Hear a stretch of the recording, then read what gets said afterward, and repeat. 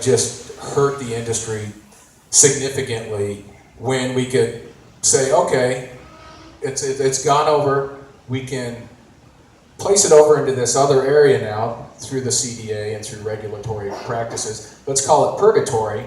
And here it is in purgatory, and we can address, okay, so it's above that, and if it's going to go into the food system, then there's a process to remove that THC so it's below the level or completely out of it. And I think that can be done with today's technology. I don't think there's any reason to be destroying crops because they're slightly over, because of what my friend Richard Rose would call the devil's molecule.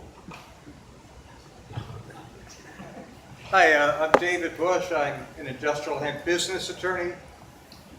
My question, I'll start with an observation first, which is the internet is huge, and that we all in our businesses live and die by the internet and our websites and Facebook connections. That's how new businesses really get their starts. My question for you is, what in your experience are the challenges you're now facing using the internet, trying to promote your products, sell them, getting paid for them? What's going on these days with that? So we interviewed about 55 different CBD companies to understand where they were selling their products exactly, and the vast majority said most of our products are sold on the internet. But with that has come problems, merchant account problems. Banks will shut them down and say, look, we're not going to let you keep selling this unless they reach a high enough threshold to the point that it makes sense for the bank to be like, oh, that's a pretty good account we have. We're going to let that keep going. So we've seen a lot of the CBD companies have trouble getting their merchant accounts up, but the bigger ones are doing a lot better. So whatever you're selling, it depends, right? It depends. So CBD a little bit harder, but for your fiber, I mean, for some of your basic fiber in consumer ones, I'll let you speak on that, Barbara. I don't think there are really any. Recently, one of my clients sells jewelry, and she had a little hemp leaf, and she sells beads. She was denied credit card processing on the internet. Me, now I've been scrutinized for 23 years. Homeland Security has held my shipments. FedEx has held my shipments in Memphis, Tennessee.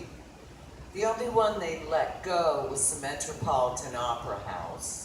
The other one that was going to North Carolina to work on a waterproof finish mysteriously disappears.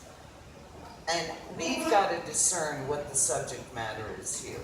CBD is a medical issue. I am talking about job creation, the value added, and the amount of money our farmers are losing and the jobs that are being lost and how it has negatively affected my company and the companies that are depending on me to supply. This is job creation. I'm not at liberty to even discuss CBD because I don't have the knowledge that others do. I work with farmers, value added, and that's why I'm here. We're holding back jobs.